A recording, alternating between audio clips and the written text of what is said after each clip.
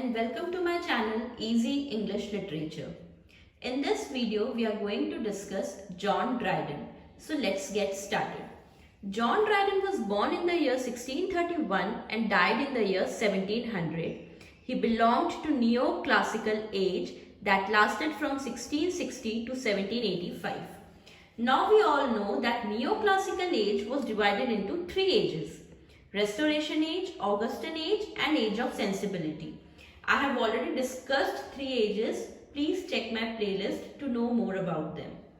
Now, इन तीनों edges में किसी न किसी राइटर ने डोमिनेट किया था.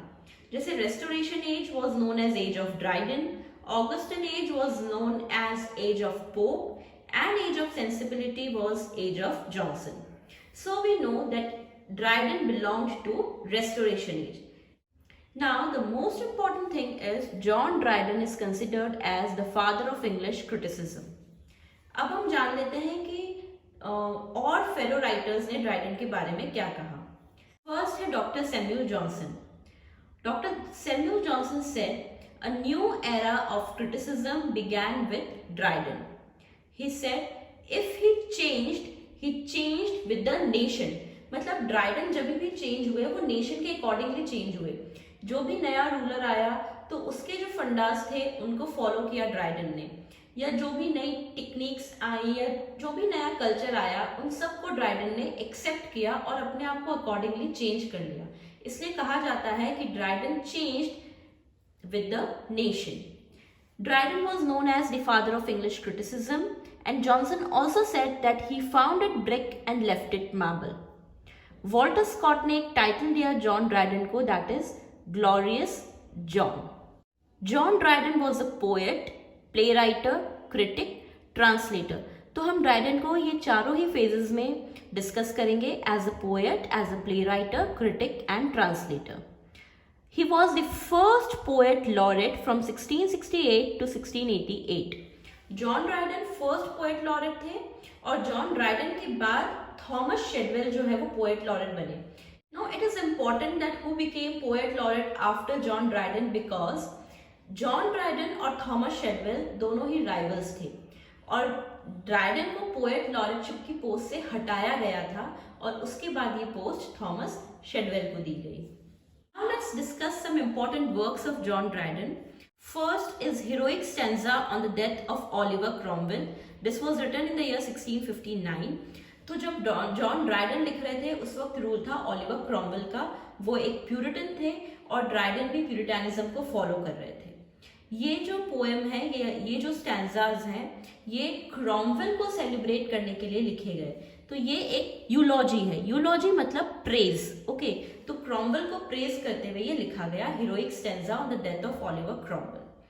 उसके बाद जो ड्राइडन के वर्क्स हैं उन्हें हमें ध्यान रखना है कि 4 वर्क्स ड्राइडन के चार्ल्स II के लिए लिखे गए.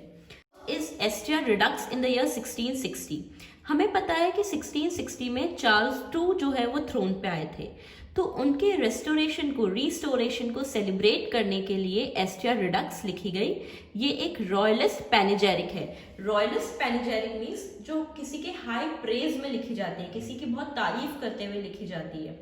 तो ये इसमें चार्ल्स II को प्रेज किया गया. Second is to his sacred majesty.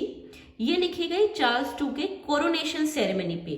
जो चार्ल्स II की क्राउनिंग सेरेमनी थी उस पे ये लिखी गई और ये भी एक पैनेजेरिक है. Third is to my Lord Chancellor. ये न्यू ईयर्स डे पे चार्ल्स II को प्रेजेंट किया ड्राइडन ने और ये भी पैनेजेरिक है. And the fourth, the last one is Threnodia Augustalis. ये लिखी गई on the death of Charles II. तो जब हम ड्राइडन के वर्क्स पढ़ते हैं from the point of view of NET, तो हमें ध्यान रखना है कि 4 works were written for Charles II. Out of this 4, 3 were royalist panegyric, Astraea Redux जो उनके रिस्टोरेशन पे लिखा गया, टू हिज सीक्रेट मेजेस्टी जो कोरोनेशन पे लिखा गया, टू माई लॉर्ड चांसलर जो न्यू ईयर्स डे पे उनको प्रेजेंट किया गया, and the last is Threnodia Augustalis जो उनकी डेथ पे लिखा गया. Now in the year 1660 theatres were opened. ठीक है, यहाँ हमने एज अ पोएट इन्हें डिस्कस किया. 1660 में क्या हुआ, थिएटर्स खुल गए चार्ल्स II के टाइम पे. तो अब ड्राइडन जो है वो शिफ्ट हो गए ड्रामाज लिखने की तरफ, ठीक है। अब वो एज अ प्ले राइट आ रहे हैं। फर्स्ट ड्रामा जो ड्राइडन ने लिखा वो है the wild Gallant in the year 1663। It was the first play, it was restoration comedy. ये ड्राइडन का फर्स्ट प्ले था, बट ये एक फ्लॉप था, मतलब बिल्कुल सक्सेस नहीं हुआ। और सैमुअल पेपीज जो उस टाइम के बहुत अच्छे डायरी राइटर थे, उन्होंने कहा इस प्ले के लिए, so poor a thing as ever I saw in my life almost, मतलब इससे बुरा प्ले मैंने अपनी लाइफ में नहीं देखा। तो ये एक फ्लॉप प्ले था ड्राइडन के लिए। नेक्स्ट वर्क था उनका द इंडियन क्वीन और ट्रेजेडी इन द ईयर 1664। ये सर रॉबर्ट होवर्ड की कोलैबोरेशन में लिखा गया और इसकी सेटिंग है Peru and Mexico. And the next work is the Indian Emperor or the Conquest of Mexico by the Spaniards, और ये द इंडियन क्वीन का सीक्वल है। ये वर्क जो है ये इंडियन क्वीन का सीक्वल है। अब इन दोनों वर्क्स में हमें ये ध्यान रखना है कि दोनों ही वर्क्स के टाइटल में द इंडियन क्वीन और द इंडियन एम्परर, इंडियन या इंडिया से रिलेट किया गया है, मगर ये दोनों ही वर्क्स की सेटिंग जो है वो मैक्सिको है। इन टाइटल्स का या इन प्लेस का इंडिया से कोई लेना देना नहीं है, तो ये कंफ्यूज करने वाला है थोड़ा सा कि दो इनके नेम में इंडियन आया है मगर इनकी सेटिंग जो है वो पेरू और मैक्सिको में है। अदर ड्रामास जो ड्राइडन ने लिखे वो है Secret Love, the Maiden Queen, ये एक ट्रेजिक कॉमेडी है, Sir Martin Marall, and the last is the Tempest और द एन्चेंटेड आइलैंड। तो द सर मार्टिन मारऑल और द टेम्पेस्ट ये दोनों ही कॉमेडी हैं। तो ये हमें ध्यान रखना है कि दो कॉमिक प्लेज हैं और दो प्लेज इंडियन टर्म के साथ है, बट उनको इंडिया से रिलेटेड नहीं है। Move to the year 1666। अब 1666 में क्या हुआ, ग्रेट फायर ऑफ लंदन, ये हम ऑलरेडी डिस्कस कर चुके हैं। लंदन में प्लेग हुआ और थिएटर्स भी क्लोज हो गए। तो ये तीन चीजें ईयर 1666 में हुई। अब यहाँ ड्राइडन जो है क्योंकि थिएटर्स क्लोज हो गए हैं तो दोबारा से एक बार अपने पोएटिक फॉर्म में आ गए हैं। उनका वर्क आया एनिस मिराबिलिस। एनिस मिराबिलिस में इन्होंने दो इंसिडेंट्स को रेफर किया है। फर्स्ट है ग्रेट फायर ऑफ लंदन और सेकंड है वॉर विथ हॉलैंड। हॉलैंड के साथ जो इंग्लैंड का वॉर हुआ था वो भी यहाँ डिस्कस किया है और यहाँ पे इंग्लैंड की विक्ट्री हुई थी। ऐसा कहा जाता है कि एनिस मिराबिलिस जो है वो सेलिब्रेट करता है the years of miracles of London. ये ध्यान रखना है हमें, the years of miracles of London. तो दो यहाँ पे जो चीजें डिस्कस हुई वो ग्रेट फायर ऑफ लंदन है या वॉर है, मगर इन इंसिडेंट्स के बाद लंदन कैसे बाहर आया इन चीज़ों से, कैसे दोबारा से रिकंस्ट्रक्ट हुआ, इन सब कंडीशंस से लंदन सिटी ने कैसे डील किया वो यहाँ पे डिस्कस किया गया है।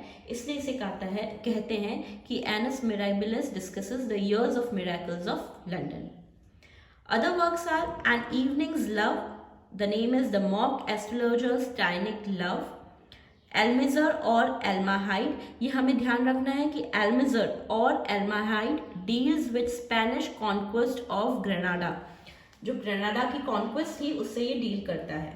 मैरिज एलामीड ये कॉमेडी है, the mistaken husband, the state of innocence and the work Aurangzeb और tragedy, this is based on Indian emperor. तो हमें ये ध्यान रखना है कि औरंगजेब और tragedy, this work is based on Indian emperor. NET में इस तरीके के क्वेश्चन आ सकते हैं कि इनमें से कौन सा जो है इंडिया से डील करता है, and the options will be the Indian queen, the Indian emperor और औरंगजेब और tragedy. So the correct answer will be Aurangzeb और tragedy, this is based on Indian emperor.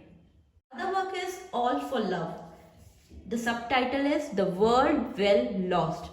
This work, All for Love, is imitation of Shakespeare's Antony and Cleopatra. Shakespeare का जो work है Antony and Cleopatra उसका imitation है और ये blank verse में लिखा गया। ओके, नाउ आई फील कि वीडियो बहुत ही ज़्यादा लंबा हो रहा है, तो in this video will discuss till here. In the next video I will discuss the 3 satires of John Dryden, his odes and John Dryden as a critique। तो जो इनके सटायर्स हैं जैसे एब्सलम एंड एचोटोफिल या मैकफ्लिक नोएल, द मेडल और as a critic जो Dryden का work है, an essay on dramatic Poaceae, तो ये सब चीज़ें हम लोग नेक्स्ट वीडियो में डिस्कस करेंगे। So please watch that video also. Till then all the best and keep learning.